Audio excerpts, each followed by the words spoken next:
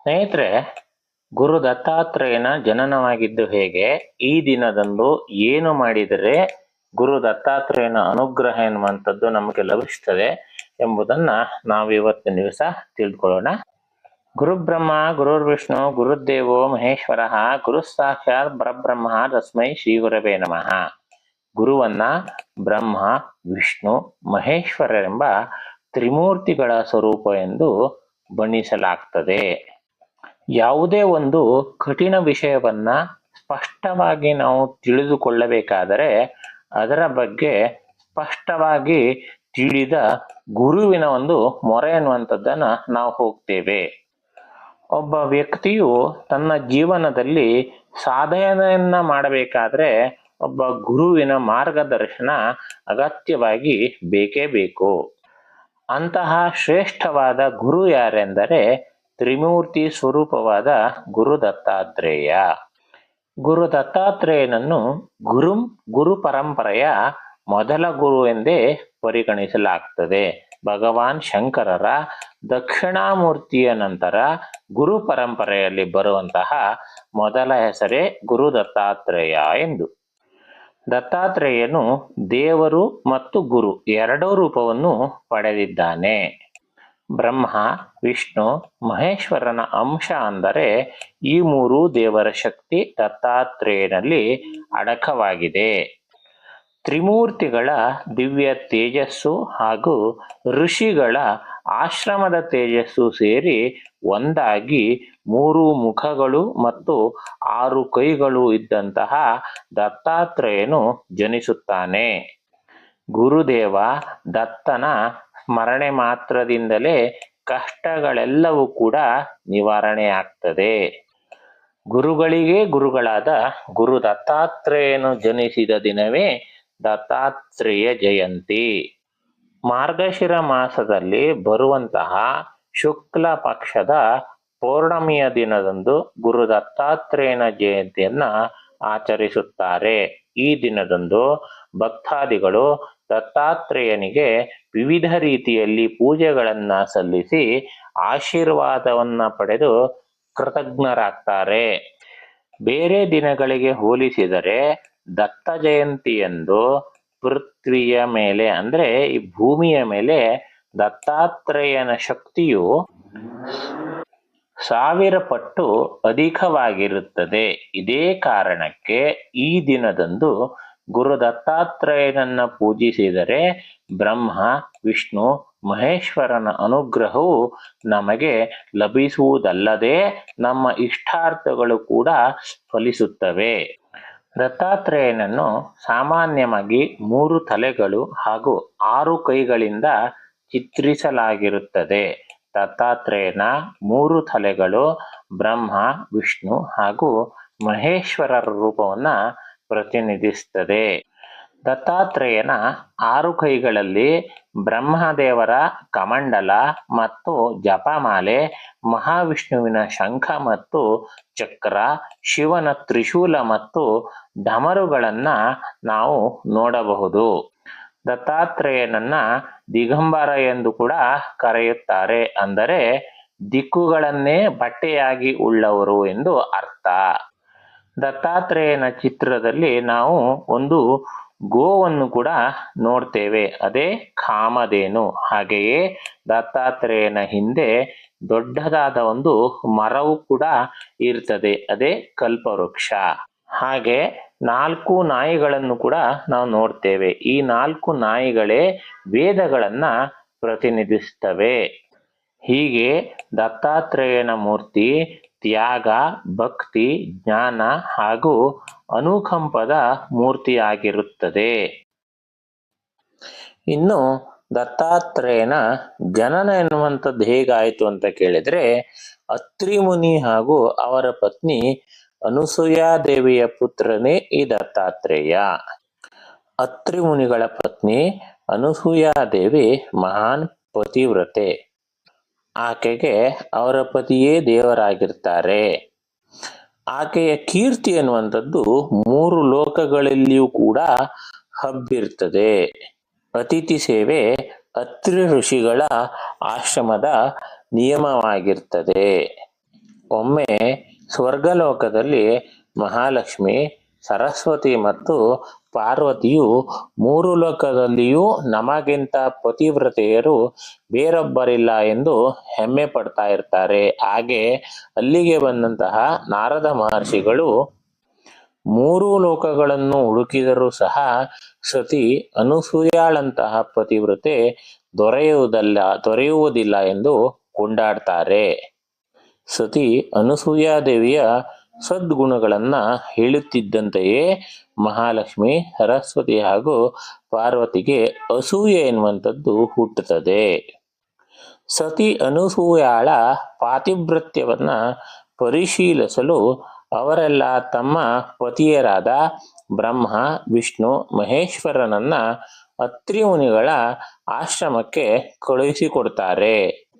ಬ್ರಹ್ಮ, ವಿಷ್ಣು ಹಾಗೂ ಮಹೇಶ್ವರ ಇವರು ಸಾಧುಗಳ ವೇಷವನ್ನ ಧರಿಸಿ ಅತ್ರಿ ಮಹರ್ಷಿಗಳು ಯಜ್ಞಕ್ಕೆ ಹೊರಗಡೆ ಹೋಗಿರುವ ಸಂದರ್ಭದಲ್ಲಿ ಆಶ್ರಮಕ್ಕೆ ಆಗಮಿಸ್ತಾರೆ. ಅತಿಥಿ ಸತ್ಕಾರಕ್ಕೆ ಹೆಸರುವಾಸಿಯಾಗಿದ್ದ ಸತಿ ಅನಸೂಯಾದೇವಿ ಸಂತಸದಿಂದ ಸಾಧುಗಳನ್ನ ಸ್ವಾಗತಿಸುತ್ತಾಳೆ. ಅನಸೂಯಾದೇವಿ ಎಲೆಯನ್ನಿಟ್ಟು ಸಾಧು ರೂಪದಲ್ಲಿರುವ ಬ್ರಹ್ಮ, ವಿಷ್ಣು, ಮಹೇಶ್ವರರಿಗೆ ಊಟವನ್ನು ಬಡಿಸಲು ಮುಂದಾದಾಗ ತ್ರಿಮೂರ್ತಿಗಳು ಆಕೆಯ ಆತಿಥ್ಯವನ್ನ ಸ್ವೀಕರಿಸಬೇಕಾದರೆ ಆಕೆಗೆ ಹುಟ್ಟಿದಂತಹ ಉಡುಗೆಯಲ್ಲಿಯೇ ಆಹಾರವನ್ನ ನೀಡಬೇಕು ಎಂಬ ವಿಚಿತ್ರವಾದ ಬೇಡಿಕೆಯನ್ನ ಮುಂದಿಡ್ತಾರೆ. ಅನಸೂಯಾದೇವಿಯು ಒಮ್ಮೆಲೆ ಸ್ತಬ್ಧಳಾಗಿ ಬಿಡ್ತಾಳೆ. ಪತಿವ್ರತೆಯಾದ ಆಕೆ ತನ್ನ ಪತಿಯನ್ನ ಮನಸಾರೆ ಸ್ಮರಿಸಿದಾಗ ತನ್ನ ದಿವ್ಯ ದೃಷ್ಟಿಯಿಂದ ಆಕೆಗೆ ಬಂದಿರುವವರು ತ್ರಿಮೂರ್ತಿಗಳೇ ಎಂದು ಮನವರಿಕೆಯಾಗ್ತದೆ. ಕೂಡಲೇ ಮಹರ್ಷಿ ಅತ್ರಿಯ ಕಮಂಡಲದಿಂದ ಪಾದೋದಕವನ್ನ ಮೂವರು ಸಾಧುಗಳ ಮೇಲೆ ಆಕೆ ಪ್ರೋಕ್ಷಣ್ಯವನ್ನ ಮಾಡ್ತಾಳೆ. ತಕ್ಷಣ ತ್ರಿಮೂರ್ತಿಗಳು 6 ತಿಂಗಳ ಹಸುಗೂಸುಗಳಾಗಿ ಬದಲಾಗ್ತಾರೆ.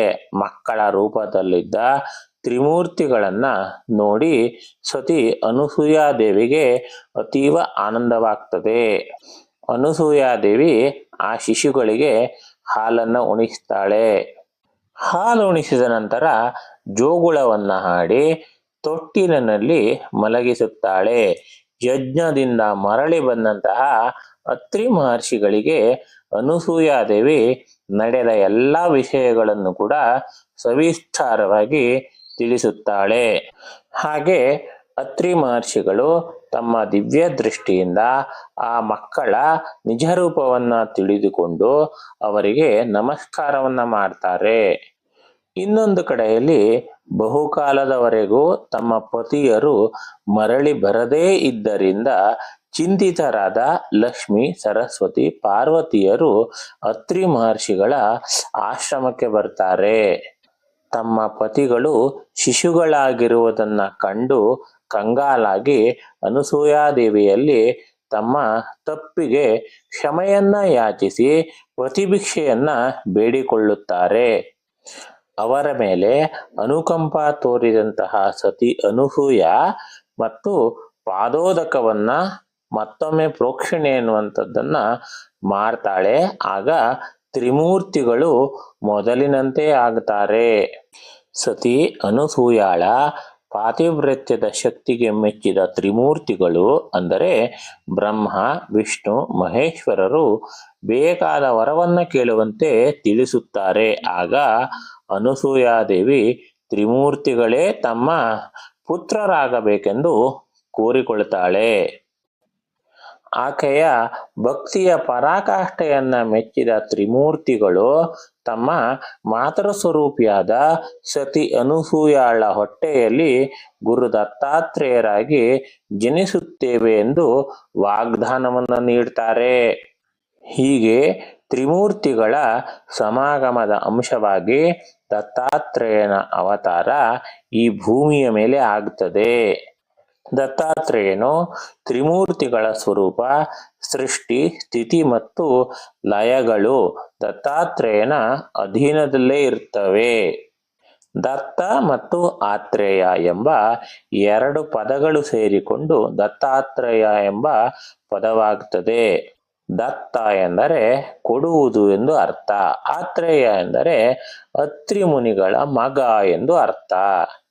ತ್ರಿಮೂರ್ತಿಗಳು ಅತ್ರಿ ಮುನಿಗಳು ಹಾಗೂ ಸತಿ ಅನಸೂಯ ದೇವಿಯವರಿಗೆ ಪುತ್ರರಾಗಿ ತಮ್ಮನ್ನು ತಾವೇ ಅರ್ಪಿಸಿಕೊಂಡಿರುವುದರಿಂದ ದತ್ತಾತ್ರೇಯ ಎಂಬ ಹೆಸರು ಬಂದಿದೆ.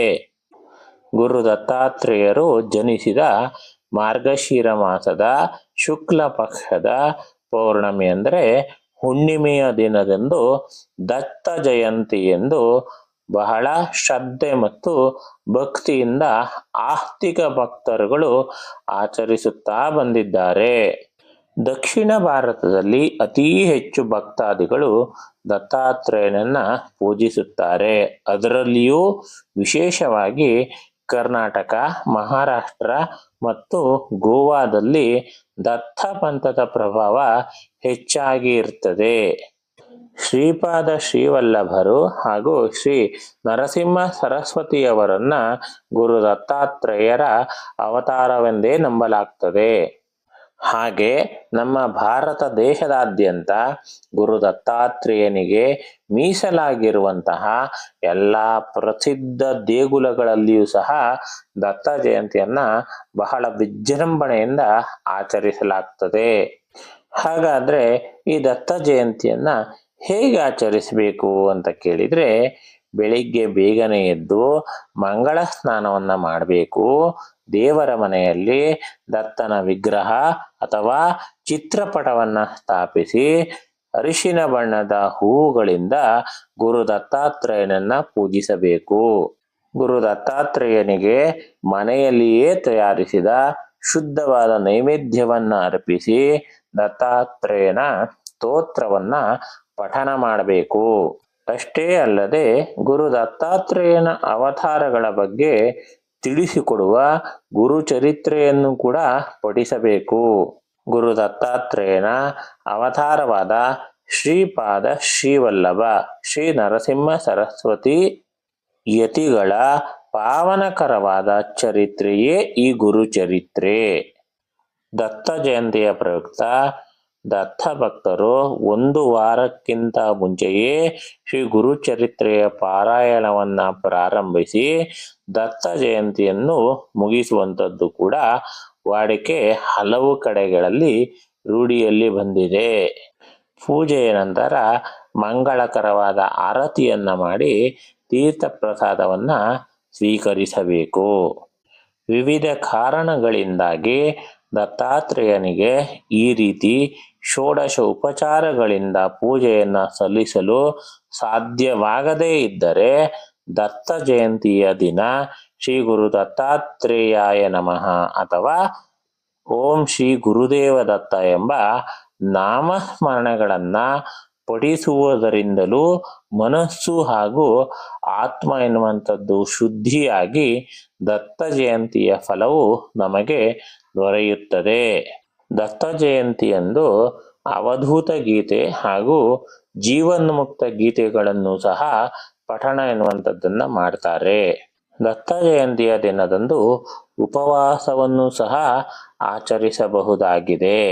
ಔದುಂಬರ ವೃಕ್ಷವನ್ನ ದತ್ತಾತ್ರೇಯನ ಸ್ವರೂಪ ಎಂದು ಕೂಡ ಪರಿಗಣಿಸಲಾಗ್ತದೆ. ಯಾಕೆಂದರೆ ಈ ವೃಕ್ಷದಲ್ಲಿ ದತ್ತ ತತ್ವವು ಅಧಿಕವಾಗಿರ್ತದೆ.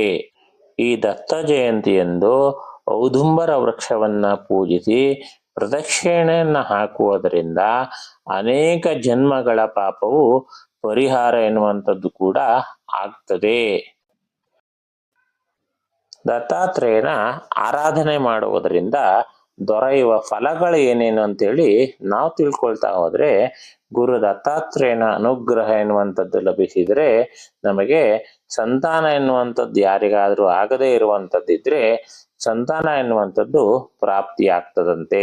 ಅದೇ ರೀತಿಯಾಗಿ ಪಿತೃದೋಷಗಳಿದ್ರೂ ಕೂಡ ದೂರ ಆಗ್ತವಂತೆ.